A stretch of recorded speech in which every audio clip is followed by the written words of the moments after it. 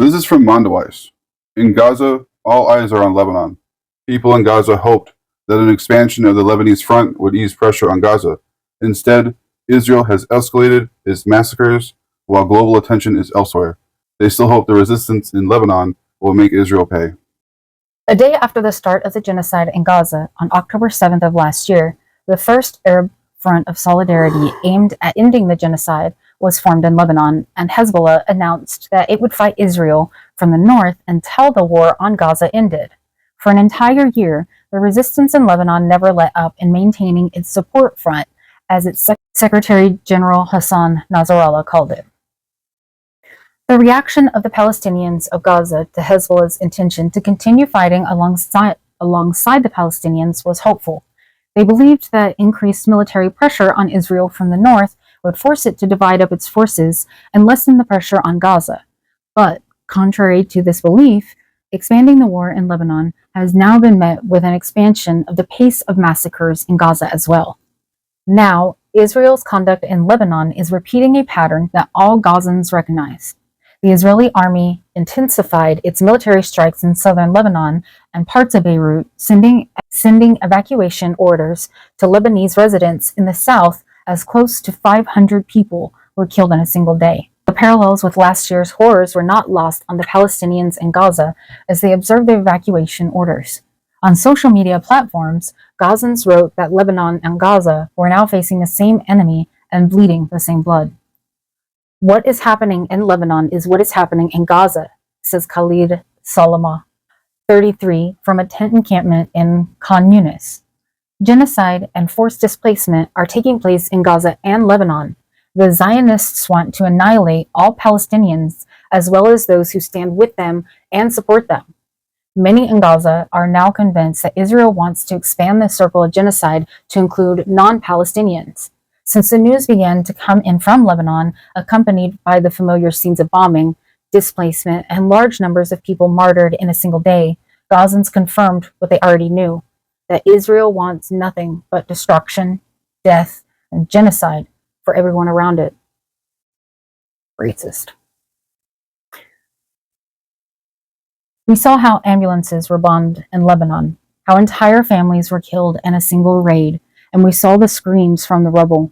We lived all of this before it happened in Lebanon, so we are the ones who know best what Lebanon is going through now, Khalid tells Mondaweiss. Israel's excuse for destroying the Gaza Strip was the October 7 attack, Khalid continues. What is Israel's excuse for destroying Lebanon now? Israel is now more certain than ever that no one will hold it accountable, so the pace of its crimes is increasing day by day. But while the images of destruction and death are the same, Gazans expect that the resistance in Lebanon will not make for an easy opponent for Israel. The resistance in Lebanon is not like the resistance in Gaza, Khalid explains. Israel will pay a heavy price for expanding its operations in Lebanon. The Gaza Strip has flat and uncomplicated coastal terrain that is difficult to defend, while Lebanon is a mountainous area more suitable for fighting and hit-and-run guerrilla tactics. The Gaza Strip has been entirely besieged for almost 2 decades, while Lebanon has open borders with neighboring countries and active supply lines. This gives Palestinians in Gaza hope, who see that the resistance in Lebanon possesses means, defenses, and heavy weapons that the resistance in Gaza did not have. Israel will face fierce resistance in Lebanon, and the results will not be like what happened in the Gaza Strip. Allah Rabah 44 says from a displacement camp in Al-Zawada in the central Gaza Strip. Hezbollah possesses weapons capable of causing great destruction and losses to Israel. I do not think that Israel will be able to confront the resistance in Gaza and Lebanon at the same time. But despite the optimism, one hope has already been dashed for Gazans, that an escalating Lebanese front would change the situation for the people in Gaza. The reality is far less straightforward. The belief of the people in the Gaza Strip that expanding the war in Lebanon would lead to the easing of pressure on Gaza has so far been misplaced. The severity of the massacres, bombings, and destruction in Gaza has only increased since Israel's bombardment in Lebanon ramped up. In fact, Israel took advantage of the media's preoccupation with what was happening in Lebanon to escalate its genocide, targeting several tent encampments and school shelters and leveling residential blocks before then firing on first responders who attempted to rescue the survivors. Abdul Karim Aliwa, 22, admits that the war on Lebanon will not ease Gaza's suffering. Israel has supplies of American weapons, and we know that Israel is not fighting alone, he tells Mondoweiss. The entire West is complicit in committing massacres against the Palestinians and the Lebanese by supporting Israel and supplying it with the weapons necessary to kill children. But the flip side of that statement is also true. If the war on Gaza does not end, it will set a worrying precedent for the rest of the world and the entire international rules-based order. Genocide will become an acceptable method of waging asymmetric warfare. People in Gaza are already sensing this. What will make Israel ease the severity of the war in Gaza? Abdul wonders, sharing that if no one stops Israel in its tracks, it will continue on its genocidal path. Today, it's in Gaza and Lebanon, he says, but I won't stop there. I do think that it is going to expand further, and I do think that, there should be this world police or something that steps in when there's a genocide, maybe to prevent such genocides from happening again. Maybe they happened like the before. United Nations or something. Yeah, it's almost like they seen a genocide before and realized, hey, that's bad, we should have done something. Yep. I wonder when that happened. Weird. This is from Mondoweiss. Netanyahu defends Gaza and Lebanon attacks in UN speech. Benjamin Netanyahu addressed the United Nations on Friday, vowing to continue waging war on Gaza and Lebanon. Israeli media reports the Israeli Prime Minister ordered massive strikes on Beirut just before giving the speech. On Friday morning, Israeli Prime Minister Benjamin Netanyahu addressed the United Nations and vowed to continue waging war on Gaza and Lebanon. Netanyahu told attendees that Israel will continue degrading Hezbollah until its military objectives are met and vowed to keep bombing Gaza until total victory is achieved. He also threatened Iran, who he claimed was behind many of the problems in the region. If you strike us, we will strike you, declared Netanyahu. For too long, the world has appeased Iran, he said. The appeasement must end. Netanyahu also lashed out at the very body he was addressing, accusing the United Nations of being a house of darkness and a swamp of anti-Semitic bile. He claimed that he wasn't planning on delivering a speech to the UN this year, but after I heard the lies and slanders leveled at my country by many of the speakers at this podium, I decided to come here and set the record straight. Netanyahu also brandished two maps, detailing how he envisioned the influence of Iran and said the world must choose between a blessing and a curse. Many diplomats walked out in protest as Netanyahu made his way to the podium, but the Prime Minister brought a contingent of supporters to the hall who applauded his presence. Netanyahu was greeted by protests as soon as he arrived in New York City on Thursday. Thousands rallied and then marched to the United Nations headquarters in an action organized by the Shut It Down for Palestine coalition, which includes the Palestinian Youth Movement. Israel has disrespected every single resolution and decision that the United Nations and the ICJ have made regarding Palestine. Yet now, the U.S. allows Netanyahu to step foot in New York and speak before the very institution that he systematically violates. We, the people, will remind him and the world that war criminals are not welcome here, said the People's Forum. Israel is a rogue state committing atrocities against the will of the international community. Its presence in the UN is a disgrace to international law. Netanyahu is an architect of countless war crimes and an ongoing genocide, and therefore should be held accountable through any means available, said the Palestinian Youth Movement's Munir Marwan.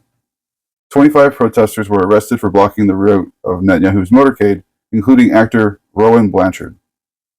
Netanyahu is not welcome in New York, declared Blanchard. Netanyahu addressed the UN 1 year ago, shortly before the October 7th attack.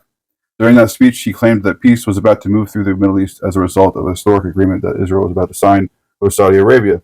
There was no question the Abraham Accords heralded the dawn of the new age of peace, he told the crowd. But I believe that we, at the cusp of an even more dramatic breakthrough, an historic peace between Israel and Saudi Arabia, peace between Israel and Saudi Arabia will truly create a new Middle East. This time around, he finds himself increasingly more isolated on the global stage, as the Israeli government has killed tens of thousands in Gaza and over 1,000 so far in Lebanon. Netanyahu reportedly re-engaged on a the Lebanon ceasefire proposal pushed by the United States shortly before the address, but apparently softened his stance after the Biden administration threatened to cancel all meetings with him. Shortly after Netanyahu's speech, Israel bombed Beirut, leveling 6 residential buildings. Israeli media has reported that it was an attempted assassination of Hezbollah Secretary General Hassan Nasrallah, which he's dead now. The Times of Israel reports approved of the strikes from his New York City hotel right before he gave his UN speech. The Biden administration was reportedly informed of the attack shortly before it happened. It just comes just one day after Israel announced that it had secured an $8.7 billion military aid package from the United States. Hasn't the UN called for his arrest and stuff like that? The ICC, the International Criminal Court. So if they're calling for his arrest and then he just strolls up in the United States and orders another carpet bombing, we're just like, sweet, you want some money? Yeah, we give him money, That's crazy. I don't know what to say about it, honestly. I'm like, bruh, it's crazy. I guess it's kind of equivalent to previously when Trump said that he could walk out on New York City streets and shoot somebody and not lose a single supporter. It's kind of the same thing. Israel's like, look, we can kill a bunch of babies as long as they're brown. We got your money and support. It's like blind allegiance to evil. Like, I don't understand. Indoctrined to racism. Free Palestine. This is from Mondowise.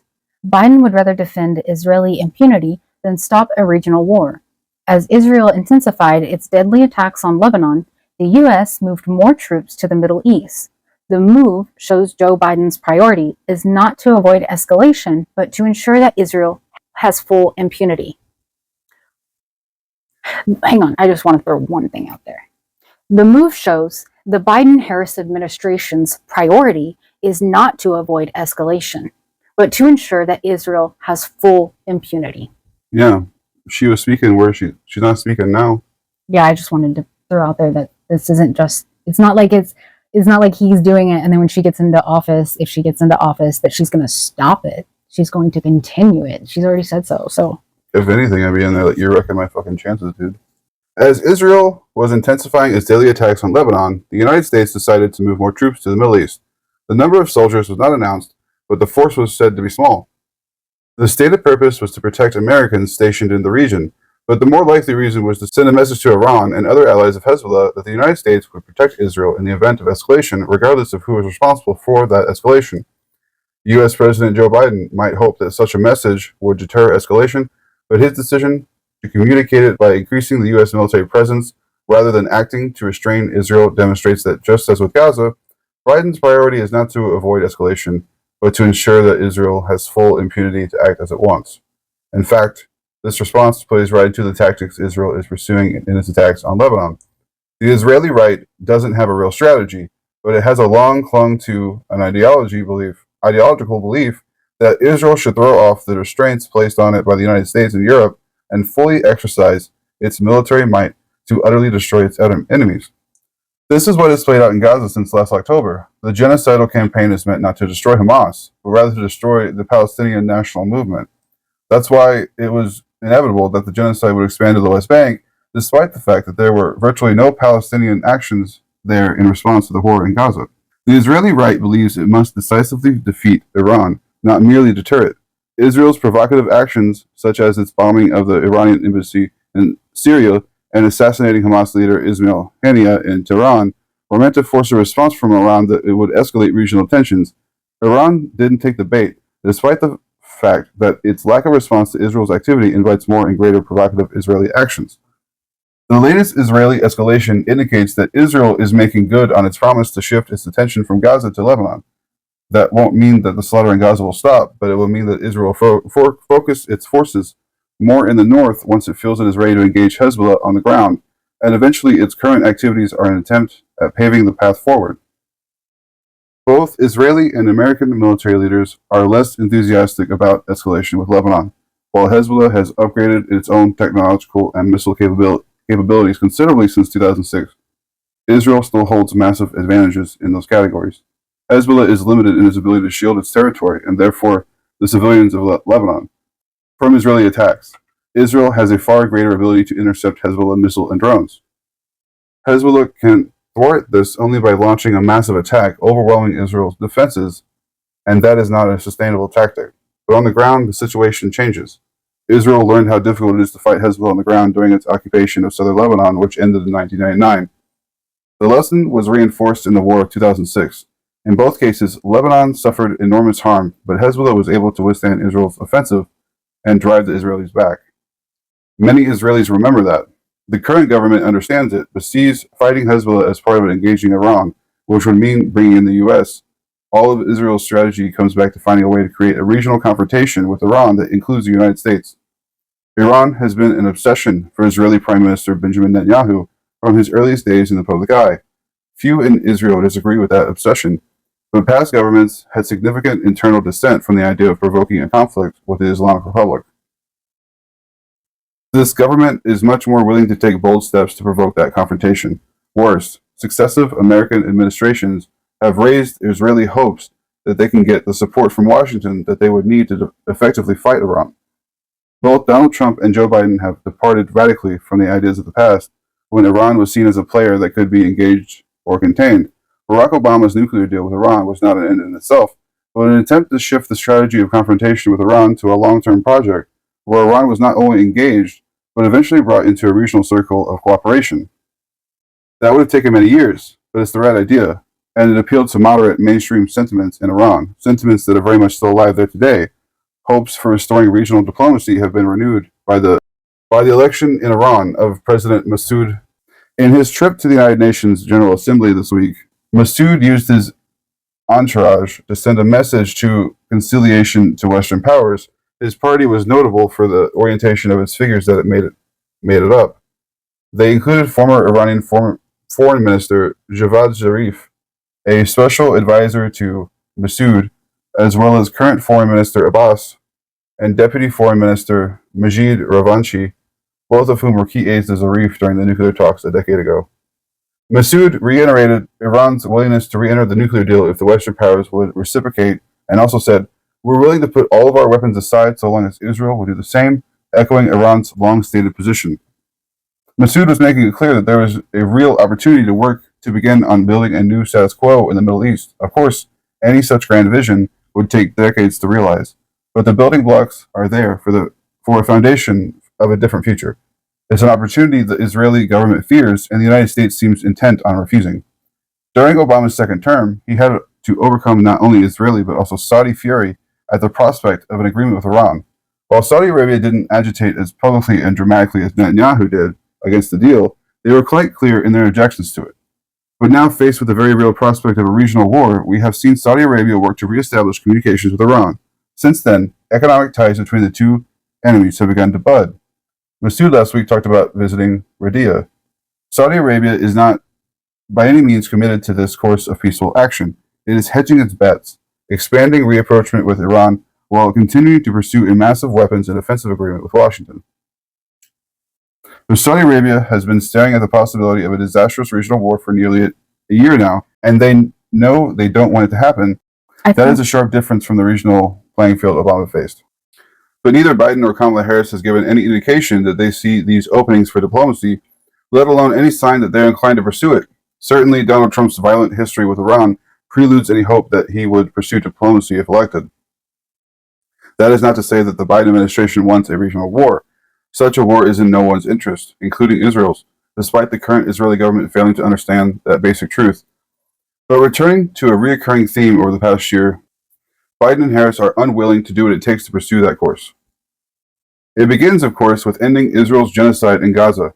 Despite appearances, the Biden administration knows full well that ending the genocide, especially if it ends because of American or Western action, will also end the fighting between Israel and Hezbollah, and the harassment of the ships in the Red Sea by Hezbollah. There are also enough former Obama officials in this administration that some must grasp the potential that a revived agreement with Iran has for diffusing regional tensions. Hawkish blather aside, it is obvious to anyone who actually looks at the region that tensions have mushroomed since Donald Trump unilaterally and without cause abrogated the nuclear deal. But of course, for any of this to happen, the United States must use the tools it has at its disposal, chiefly a cessation of the flow of weapons, to stop Israel's aggression. Even if Biden or Harris is inclined to do such a thing, they are too afraid of the reaction it would provoke domestically. Republicans would immediately accuse them of abandoning Israel and leaving it to the mercy of Iran, Hezbollah, and Hamas, Do it. or similar nonsense. And those Republicans would certainly be joined by more than a few Democrats. That the rockets would all stop falling and people would no longer be dying or seeking refuge in bomb shelters would not matter to them. This is what is preventing real progress in the Middle East: political cowardice. Yes, the criticism would be abound at first, but within days people would notice that the killing and destruction had stopped on all sides. Soon discussions would begin on rebuilding Gaza and southern Lebanon. Israelis would return to homes in the north and rebuild areas in the south. A deal with Iran would be restored, and this time it could be built upon rather than torn down from day one, as was the case with the nuclear deal in 2015, even before Obama was out of office. None of this would be easy. Even if Israel could be reined in and a deal with Iran revived, ending Israel's occupation and all the huge questions of accountability, of Palestinian refugees, of Zionism, of settlements, and so many other issues would remain. There would still be many regional issues to be addressed that don't involve Palestine. Plenty of opportunities would arise for bad faith actors to sabotage any goodwills that was created. But the region, and by extension the whole world, would be on a path away from conflict and toward a better, more just future. The opportunity at this moment to change course is clearer and more tantalizing than ever before. But it depends on Joe Biden or Kamala Harris, or even more absurdly, Donald Trump seizing an opportunity they have all refused to even see, let alone consider. And all because their hatred of Palestinians, their political cowardice, and their embrace of the worst kind of Zionism forbids them from pursuing an obviously better course for everyone concerned, well, everyone except Benjamin Netanyahu and the extreme Israeli right wing. Oh, Jill Stein. Free Palestine. Free the working class. This is from Mondoweiss. The uncommitted movement failed because it refused to punish Democrats. The uncommitted movement failed to move the Biden-Harris administration policy on Gaza because unaccountable movement leaders were unwilling to punish Democrats for supporting genocide. We should start throwing red paint cans on them like they used to do for when people wore fur coats and shit. I think they fucking charge you for assault with just the milkshakes. I forgot about that. They're pussies. That's right. You can't even say anything without getting in trouble anymore. Or banned, or shadow banned. We're taking off the For You pages for the recommended.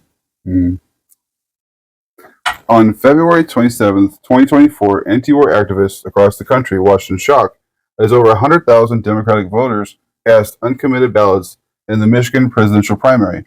The Listen to Michigan campaign, built out of a small team of political organizers from Southeast Michigan Arab American community and supported by the Democratic Socialists of America, declared victory, telling the nation that the two pro-peace delegates would be at the Democratic National Convention to protest the Biden administration's aiding and abetting of over 40,000 murdered Palestinians in the Gaza genocide. The message was clear. Untold masses of Democratic voters found the slaughter unconscionable, and unless the president shifted course, he risked losing the immigrant and progressive coalition that had swept him into the White House 4 years prior.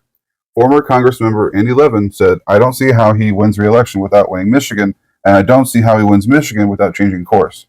We've been saying that for months. Literally, Months. They have, and we have, and everyone's been telling you that all you have to do is stop killing babies. It's the easiest thing. And for some reason, you guys are like, but we like killing babies. In the prevailing weeks, a number of other states, Minnesota, Wisconsin, Colorado, Washington, Massachusetts, New Jersey, Connecticut, Hawaii, and more, launched and ran uncommitted campaigns. By the end of the primary calendar, over 750,000 Democrats nationwide had voted uncommitted, with 30 uncommitted delegates unpledged to Vice President Kamala Harris, and over 300 pledged Harris delegates united behind the demands of an immediate ceasefire in Gaza and an arms embargo on Israel. In Maryland, whose uncommitted campaign I served on the coordination committee, we won over 66,000 uncommitted votes. Going into the Democratic National Convention in August, the uncommitted movement formed the Not Another Bomb Coalition, endorsing rallies to demand an arms embargo across the country. Uncommitted delegates staged a sit-in outside of the convention, demanding the DNC allow a Palestinian-American speaker to address the party. Despite allowing an Israeli-American to speak, the DNC refused to provide even Georgia State Rep. Roa Rahman, who had already endorsed the Harris campaign, with a speaking slot. Ultimately, the uncommitted delegation told the vice president that they would open a forum for her to meet with the Palestinian American families and discuss an arms embargo demand prior to September 15th. Harris allowed the deadline to expire, and prominent uncommitted organizers Abbas Alawa and Leah Alabed issued a statement urging uncommitted voters to cast tactical anti-Trump ballots in the election. Uncommitted was based on a premise that by proving that supporting a genocide in Palestine could cost the Democrats the general election, cooler heads would prevail, and administration officials would press to finalize the ceasefire deal in Gaza and reconsider our military aid to Israel. Despite pursuing an extensive inside-outside strategy that has won over hundreds of thousands of Americans through our movement, over 7 months we have failed at all our strategic goals. President Biden's center-left peers in allied nations like Britain and Canada have issued partial embargoes of Israeli arms shipments. As of now, Vice President Harris has wholesale rejected any notion of an embargo or of conditioning aid. Over the course of the state-level march that followed, listen to Michigan, many of the activists behind that campaign formed the Uncommitted National Movement, which coordinated the coalition strategy for the DNC. Notably, the national team internal structure remained opaque to uncommitted state leaders across the country, particularly states that did not win delegates to the convention. To my knowledge, state representatives were never invited to help formulate coalition strategies or decide the coalition's ultimate statement urging votes against Trump in the election. Lacking any internal mechanisms for decision-making, the uncommitted national movement defaulted to an unacknowledged cadre of spokespeople such as Walid Shahid, Lexus Dena Zaidan, and Asma Mohammed, among others like Layla and Abbas. These individuals were not subject to democratic control, settling the political lines of the movement of over 750,000 people strong entirely unchecked by many grassroots organizers that supported the campaign. While uncommitted leaders in many states like Wisconsin, New Jersey, and Rhode Island have raised calls for voters to reject Harris entirely in the general election, the uncommitted national movement took a conciliatory approach, giving Harris ample time to engage with our demands after the convention and failing to commit to withholding their support for her, even in the absence of her compliance. A central goal of the uncommitted movement was exploiting the extreme dissonance of the Democratic Party supporting the genocide while the majority of its voters, particularly immigrant and young voters, opposed it. Exposing these contradictions and highlighting the need for a political system with real options for working-class people was important. The Palestinian youth movement argues, in moments of heightened conflict or war, contradictions are sharpened and people's political consciousness shifts. Their demands become more radical. They recognize the futility of traditional vehicles for alleged change, and they start to feel empowered through direct action and movement building. The DNC's refusal to grant the uncommitted delegation a convention speaker, even a speaker supportive of Harris, sharpened these contradictions in the public consciousness, demonstrating the sheer depravity of party leaders who allowed an Israeli to speak, but could allow no mention of Palestinian humanity. The evocative, disquieting optics of the delegate sit-in.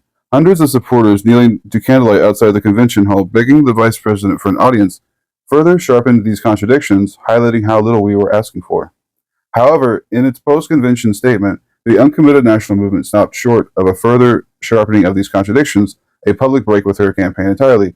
Despite the groundswell of support for calls to withhold our votes from Harris to leverage an arms embargo, Abbas Al-Waleh has said that he will vote for Harris in November. Many voters who supported the uncommitted campaign will now return to voting to Democrats, and our opportunity to absorb them into the anti-war movement has been lost. The power held by the uncommitted campaign rested in the over 750,000 voters under its banner, registered Democrats, many of whom in key states won narrowly by Biden in 2020, that signaled an openness to deflecting from the Democratic ticket in 2024 without the party giving in to the demands of a ceasefire and an arms embargo. Our theory of change was that this implicit threat would supply enough pressure for Harris to be compelled into embracing the movement's demands. Materialized through our delegation and the Harris delegates behind it, we went into the DNC with some leverage. As she did not comply, we can conclude either that our threat was insufficiently large or that Harris did not feel sufficiently intimidated by our willingness to make good on that threat. In continuing to attempt to move Harris, we must reconcile the uncommitted national movement's refusal to make good on that threat with the size of the voting base behind us, and determine how to make Harris feel more threatened by the anti-war movement against her. Abdicating the best card in our hand, our collective tactical vote means we no longer have any leverage. Urging voters to oppose Trump, putting the cart before the horse, means that on a fundamental level, we accept that the horrific genocide in Gaza and the U.S. funded murder of over 40,000 Palestinians is not a red line in this election. On a political level, it means that a small cadre of unelected and unaccountable spokespeople have bartered away what remains of our hand without the input of our state leaders and a thorough, winning analysis of what comes next for the robust movement for an arms embargo on Israel and the United States. In an array of states, state leaders of the uncommitted movement have charted a path forward, calling for everyone disgusted by the genocide in Gaza to withhold their votes from Kamala Harris in November until she commits to an arms embargo. Their position and will to leverage our power for Palestinian liberation is clear. No votes for genocide. Frederick Douglass said, "Power concedes nothing without a demand. It never has and it never will." If Harris holds all the cards, the movement for Palestinian liberation must be willing to impose our demand and exact the cost of any politician's noncompliance. Instead of the uncommitted movement, I still think it should be the Vote Jill Stein movement. Push for voting for someone who actually does believe what you're saying that you want, instead of just putting no one or writing in Air Bud or your cousin's name or your Why vote uncle's for name. Democrats? Even if you get the reform you want, they're not going to protect it. Look what happened to abortion. The child labor laws that keep getting pushed back and back and back were the Democrats. This is happening under a Democratic administration.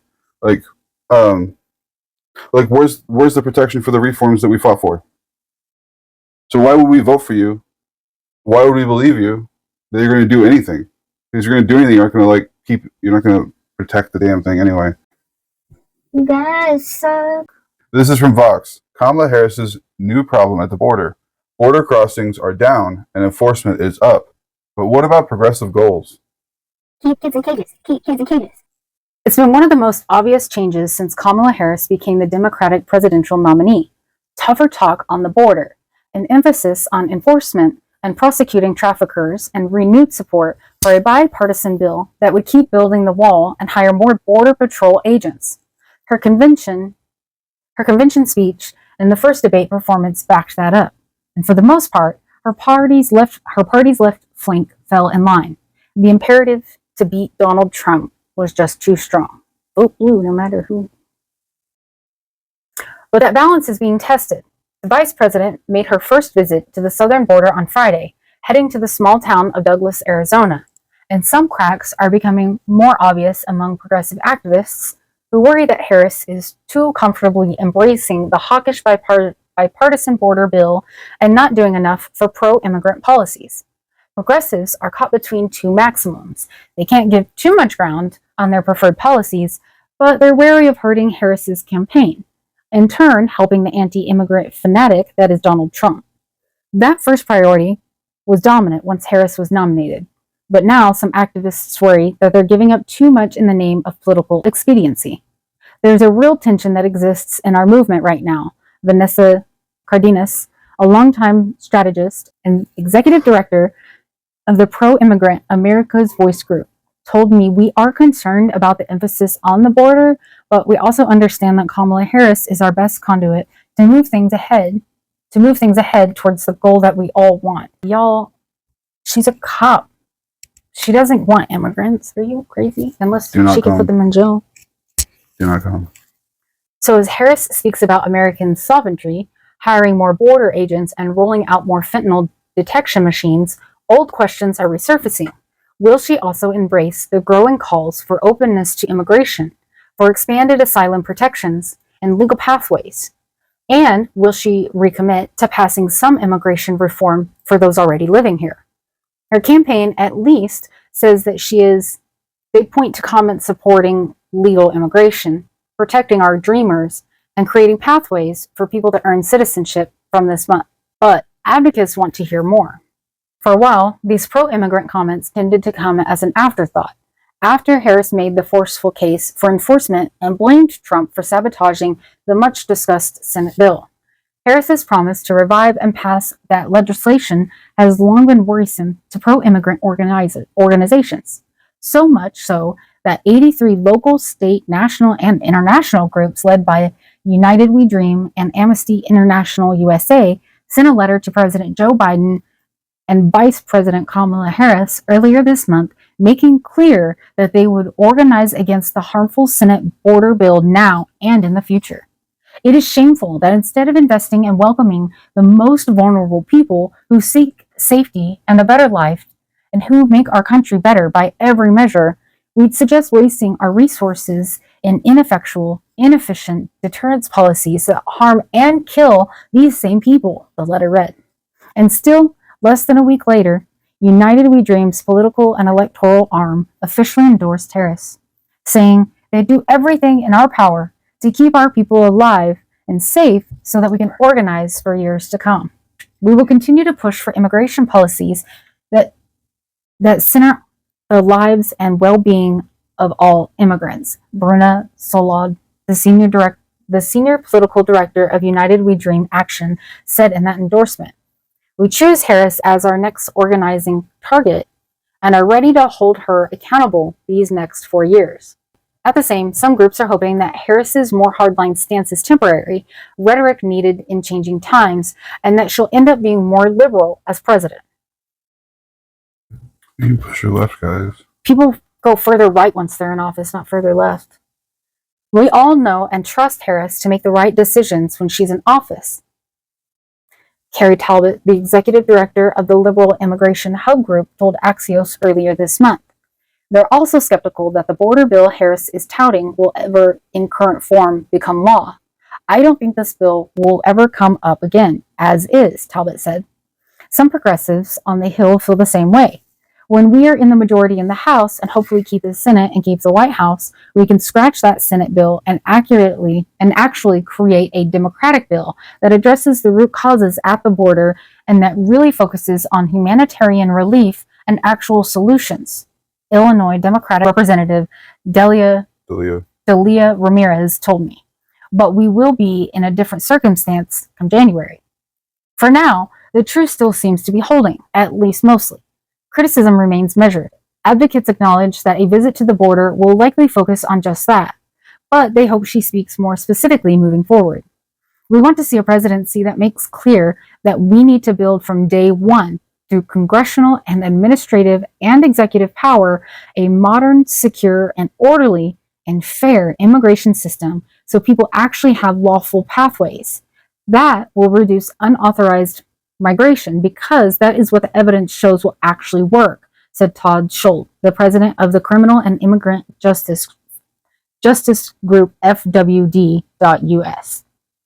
And advocates acknowledge that shifting public opinion has become more hostile and suspicious of immigrants in the post-Trump era. On Friday, the Pew Research Center released its most recent survey on American voters' views on immigration and immigration policy. It isn't a surprise that the vast majority of Trump supporters back Trump's plans for mass deportation of undocumented immigrants. But it is notable that nearly a third of Harris supporters would. Vast majorities of both Trump, 96%, and Harris supporters, 80%, also support better border enforcement. And perhaps more significantly for immigration activists, the share of voters who say undocumented immigrants should be allowed to stay in the country legally if certain requirements are met has fallen nearly 20 points from 77% in 2017 to 59% this year. Public sentiment may still change, and public polling shows that some share of the electorate trust her more than they trusted Biden on immigration. The truth may yet hold, but it's clear that if Harris wins the White House, there'll be no easy answer, policy-wise or politically, on immigration. Guys, you don't only have two parties. Vote third party. Brett, we know what Democrats are going to do. They're going to not protect any reform they actually do get. They're going to say a bunch of platitude bullshit and then do a couple incremental changes around the edges and call it a day. This is from Nature. Stem cells reverse a woman's diabetes, a world first. She is the first person with type 1 diabetes to receive this kind of transplant. A 25-year-old woman with type 1 diabetes started producing her own insulin less than 3 months after receiving a transplant of reprogrammed stem cells. She's the first person with this disease to be treated using cells that were extracted from her own body. Just a little backstory for anybody who does not know. Type 1 diabetes is the one that you are born with. Type 2 diabetes is the one that you may develop later in life from consumptions of like sugary things and sodas and whatnot. So just to throw that out there, this is type 1. This is the type that you were born with. This is more rare to have in general. With that being said, I can eat sugar now, said the woman who lives in Tianjin on a call with Nature. It has been more than a year since the transplant, and she says, "I enjoy eating everything, especially hot pot." The woman asked to remain anonymous to protect her privacy. James Shapiro, a transplant surgeon and researcher at the University of Alberta in Edmonton, Canada, says the results of the surgery are stunning. They've completely reversed diabetes in the patient, who was requiring substantial amounts of insulin beforehand. Understand, a vial of insulin can be hundreds of dollars, even with insurance. The study published in Cell Today follows results from a separate group in Shanghai, China, who reported in April that they had successfully transplanted insulin-producing inslets into the liver of a 59-year-old man with type 2 diabetes. The inslets were also derived from reprogrammed stem cells taken from the man's own body, and he has since stopped taking insulin. Not only does this save people money, but it will also drastically improve the quality of life for people. The studies are among a handful of pioneering trials using stem cells to treat diabetes, which affects close to 500 million people worldwide. Most of them have type 2 diabetes, in which the body doesn't produce enough insulin, or its ability to use the hormone diminishes. In type 1 diabetes, the immune system attacks inslet cells in the pancreas. Inslet transplants can treat the disease, but there aren't enough donors to meet the growing demand, and recipients must use immune-suppressing drugs to prevent the body from rejecting the donor tissue. Stem cells can be used to grow any tissue in the body and can be cultured indefinitely in the laboratory, which means they potentially offer a limitless source of pancreatic tissue. By using tissue made from a person's own cells, researchers also hope to avoid the need for immunosuppressants. In the first trial of its kind, Beng Haiku, a cell biologist at Peking University in Beijing, and his colleagues extracted cells from 3 people with type 1 diabetes and reverted them into a pluripotent state from which they could be molded into any cell type in the body. This reprogramming technique was first developed by Shinya Yamanaka at Kyoto University in Japan almost 2 decades ago. But Deng and his colleagues modified the technique. Instead of introducing proteins that trigger gene expression as Yamanaka had done, they exposed the cells to small molecules. This offered more control over the process. The researchers then used the chemically induced pluripotent stem, or iPS cells, to regenerate 3D clusters of inslets. They tested the safety and efficiency of the cells in mice and non-human primates. In July of 2023, in an operation that lasted less than half an hour, they injected the equivalent of roughly 1.5 million inslets into the woman's abdominal muscles, a new site for inslet transplants. Most inslet transplants are injected into the liver, where the cells cannot be absorbed. But by placing them in the abdomen, the researchers could monitor the cells using magnetic resonance imaging and potentially remove them if needed. 2.5 months later, the woman was producing enough insulin to live without needing top-ups, and she has sustained that level of production for more than a year. By that time, the woman had stopped experiencing the dangerous spikes and drops in blood glucose levels, which remained within a target range for more than 98% of the day. That's remarkable, says Daesuk Yabe, a diabetes researcher at Kyoto University. If this is acceptable in other patients, if this is applicable in other patients, it's going to be wonderful. The results are intriguing, but they need to be replicated in more people, says Jay Schuyler, an endocrinologist at the University of Miami, Florida, who studies type 1 diabetes. Schuyler also wants to see that the woman's cells continue to produce insulin for up to 5 years before considering her cured. Deng says the results for the other 2 participants are also very positive, and they will reach the 1-year mark in November, after which he hopes to expand the trial to another 10 or 20 individuals. Because the woman was already receiving immunosuppressants for a previous liver transplant, the researchers could not assess whether the iPS cells produced the risk of rejection of the graft. Even if the body doesn't reject the transplant because it doesn't consider the cells to be foreign, and people with type 1 diabetes, because they have an autoimmune condition, there's still a risk that the body could attack the inslets. Deng says they didn't see this in the woman because of the immunosuppressants, but they are trying to develop cells that can invade this autoimmune response.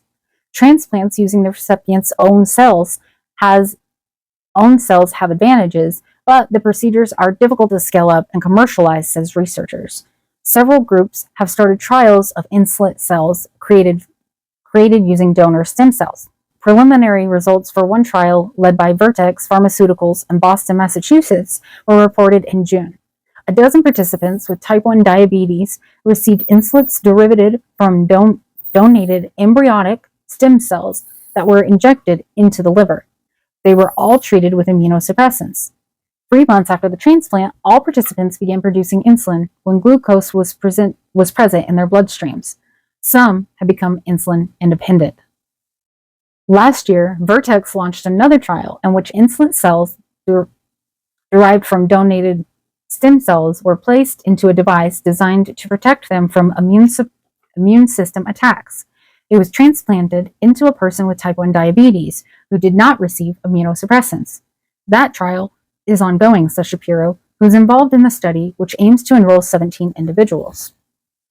Gabe is also about to start a trial using insulin cells produced using donor iPS cells. He plans to develop sheets of insulin's and surgically place them into the abdominal tissue of 3 people with type 1 diabetes who will receive immunosuppressants. The first participant should receive their transplant early next year. Stem cells are great.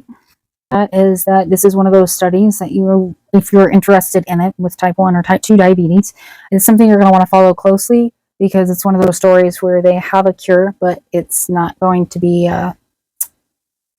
very good for a capitalistic society to have a cure.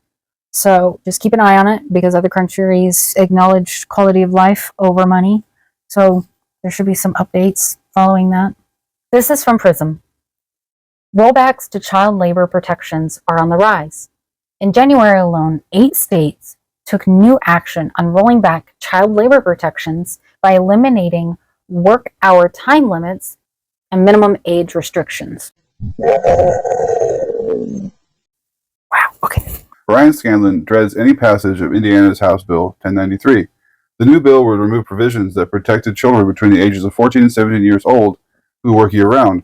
For some students in the high school English teachers class at North Central High School in Indianapolis, some of those provisions safeguarded them from working more than 9 hours in a day between 10 p.m. and 6 a.m. If I already have high school seniors who are already working until 10 o'clock, 11 o'clock at night, then there are no protections for them with these new policies, Scanlon said. And these new laws might make things even worse for me as a teacher. In January alone, 8 states introduced or took new action on rolling back child labor protections by eliminating work time shifts, work time limits, and minimum age restrictions. In response, advocacy groups and policy analysts are prioritizing civic engagement around an underreported pervasive issue that intersects with other public health issues. The challenge lies in cutting through the noise during the election season now that 28 states have quietly introduced bills to weaken protections since 2021. All under a Democratic president, by the way. Who still hasn't done anything about Roe v. Wade either? I doubt all these are. Abortion. I doubt all these are all red states. In response to situations like Scanlon's, where child labor issues creep into public education, a new campaign to end U.S. child labor emphasizes how issues surrounding minor workers are not discrete from other issues that Americans will consider during the elections. The campaign launched on February 20th with a shared agenda written and signed by nonprofit organizations, trade unions, and academic institutions that work in the fields of child labor and exploitation. Recommendations include wage increases, protection of immigration statuses, and children's right to an attorney and access to general assistance programs. If your children are working, you can't actually achieve education for all. You will never have the health outcomes that you want. You will forever have a large segment of your population living in poverty, and you will continue to have malnutrition. The executive director of the Kalish Children's Foundation, a nonprofit dedicating to eradicating children exploitation and advocating for the protection of children in national and international policies. This is a cyclical problem. Child labor is not this thing that stands alone. It is so interconnected with so many issues in any country. In its announcement, the campaign to end U.S. child labor cites recent alarms from the Department of Labor's Wage and Hour Division, which reported an 88% increase in the number of children employed in violation of child labor laws since 2019. On October 19th, 2023, the division's 740 inspectors were working on more than 800 child labor investigations. We have less than 800 inspectors for 11 million workplaces. How is that possible? Kochar asked. But these violations have been going on. We just haven't known about it because enforcement has really stepped it up the last few years. Many of the state-level rollbacks coincide with immigration restrictions in states like Florida, which have historically relied on migrant workers and undocumented families to source labor. According to Thomas Kennedy, an organizer with the Florida Immigrant Coalition and a child of undocumented Argentine parents, the state currently looks to minor workers as a response to a worker shortage exuberated by Governor Ron DeSantis' controversial changes to immigration laws that are affecting the state's demographics. Most recently, Florida lawmakers have been working to pass House Bill 49, which would allow employers to schedule 16 and 17-year-olds for unlimited hours and eliminate their meal and rest breaks. DeSantis' immigration policies created a push factor for migrants to leave the state. So we see Florida farm worker towns becoming ghost towns, Kennedy said. A lot of seasonal agricultural workers that come for specific parts of the harvest process are just avoiding the state. You're starting to see some of that develop in Florida. And what was the answer? They said, let's put teenagers to work. For policy analysts, activating the American public around child labor legislation reversals comes with bringing attention to the language that bills use that seem like protections. Dustin Pugel, a policy director at Kentucky Center for Economic Policy, points to the rapid passage of the State House Bill 255, which went through the state's House of Representatives on February 22nd, as an example of when co-opted language tricks the public into thinking that such rollbacks are positive. According to Pugel, whose work lies in digging into these bills, understanding what the implications are, and then being able to put that into plain language for lawmakers, media, and general audiences. House Bill 255 would repeal state-specific restrictions on employment for children between 14 and 18 years old, and allow 16 and 17-year-olds to work all night and during school hours, all without the state's population fully understanding these ramifications. This bill takes some of the language that was in our regulations, which it eliminates, and puts it back into the same statute, he says. So it seems as though for some protections, but it leaves out quite a few. For example, in our current regulations, 14 and 15-year-olds can't operate a mower or a cutter for landscaping, but the sponsor owns a landscaping company, so he left that language out of this new bill. KCEP, let's give kids fucking power tools. Yeah, KCEP also raises awareness around some of the biggest groups that push for reversals, including the Foundation for Government Accountability. Founded and based in Naples, Florida, the conservative public policy think tank is behind some of the current reversal of child labor legislation across the country, including in Kentucky, West Virginia, and Florida. Recent bills cite statewide worker shortages as reasons to reverse existing provisions around child labor. Various advocates challenge this framing, such as Jessica Heldman, an associate professor in child rights at the University of San Diego School of Law. The University of San Diego Children's Advocacy Institute also signed onto the campaign to end U.S. child labor. Everything that I have looked at indicates clear as day that it is the most vulnerable children who are becoming exploited, and these include children of low-income families and children who are coming into this country, she said.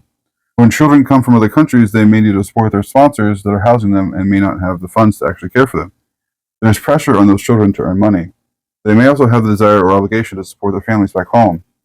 Heading into the elections, the fight against child labor rollbacks is also an exercise in teaching the public how child labor affects every other part of their livelihoods. Groups like Florida Immigrant Coalition say there are more appropriate and actionable solutions to worker shortages. One thing that could be done is expediting work permits for adults who are seeking asylum in the country and coming here to work, Kennedy said.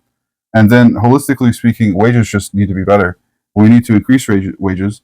We need to enact better labor protections. We need to make sure people have a union and that they can actually make a living off their jobs. As for tangible, actionable steps that Americans can take, Pugel emphasizes the democratic power that one has on a state level, especially in smaller states like Kentucky, West Virginia, and Iowa. There is power in demanding increased wages and immigration protections to keep the target off unaccompanied minors and children securing a future in America. State representatives are elected by only a few thousand votes, which means that constituent concerns really do make a much bigger difference at the state level than at the federal level, he said. I always recommend that folks reach out to their legislator because even just a dozen or so complaints about a particular policy can really turn a vote, regardless of party affiliation. It really does make a huge difference. I have so many issues with the child labor laws, but one of the things that I was thinking about is if you're going to make or allow kids to work that late or that long, especially during school hours, then you're also going to have to revisit the truancy policies where you hold parents accountable for children missing school. But it's factual that at some point, kids have to sleep. Yeah. How many kids have we had historically drop out of schooling just to go straight into the workforce? I dropped out of school at 17 to work full time in the workforce. I did it myself. At 15, before I had my driver's license, I had to get a special green card that allowed me to drive from school to home or from home to work or work to home or work to school. But I couldn't have anyone with me until I actually had my driver's license. But I could drive myself because I lived out in the middle of nowhere. So there's so many issues with child labor laws in general, but like, how are we having this discussion? It's like you won't give them a free lunch or a free breakfast at school, but you put them to work. Oh, but they won't even give them a meal break or a break. Or a meal break. Yeah, what the... I get mad because I get a 30-minute meal break at work. So you've got a kid who probably hasn't ate because school won't feed them, you won't feed them, and they probably can't afford to buy food. That's why they're 13, 14, and 15 working as a mower or a landscaping cutter. You think that a kid's going to work 10 hours after they get out of school? Let's say you get out of school at 3, you get to work by, let's say 4. You clocked in by 4 o'clock. Now you got to work a 10-hour shift. It's till 2 in the morning. But now you also need to make sure that you're at school by 8.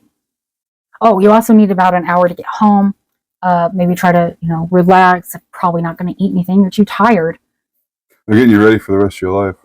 And that's not fair. Kids are supposed to be kids. They don't need to deal with this shit. You're just trying to get them used to the idea of child labor so that whenever the election comes around, and regardless of who wins on red or blue, and we go into war, which we will, and then you try to take all of the men in the country for the forced draft, which everybody signs up for in order to get their driver's license if you are a male at the age of 16 or prior. So you all signed into it. If you have a license or state ID, you agreed to the draft and to be drafted if called upon. So when they do that and they decide, we still got women in the workforce, but now the men are gone, let's throw kids in there. Let's have kids making our bombs and welding planes together. They'll do better than Boeing, mind you, but it's kids. Like, hey, you can't go to war, but you can't be drafted, but you can clean this saw with toxic chemicals, please, for pennies on the dollar. I mean, we didn't learn from children dying from the black lung that maybe having children in coal mines was not a good idea. Yeah, just kids shouldn't work, period. They shouldn't. They're kids. And also, you, as a state official, are failing your state's children. Children should be students, but why would they want to be students when they want to keep us all dumb and working forever? So they're doing exactly what they want us to do. They're grooming us. They are. Grooming us from a young age. Because my dad is also a dropout, so he could continue working full time. So yeah, it's aimed specifically at certain people because people who have money aren't going to need money, so their kids aren't going to have to work. This is going to make like the death rate, the age of life expectancy in the U.S. is probably going to go down, especially in those states that allow for children labor.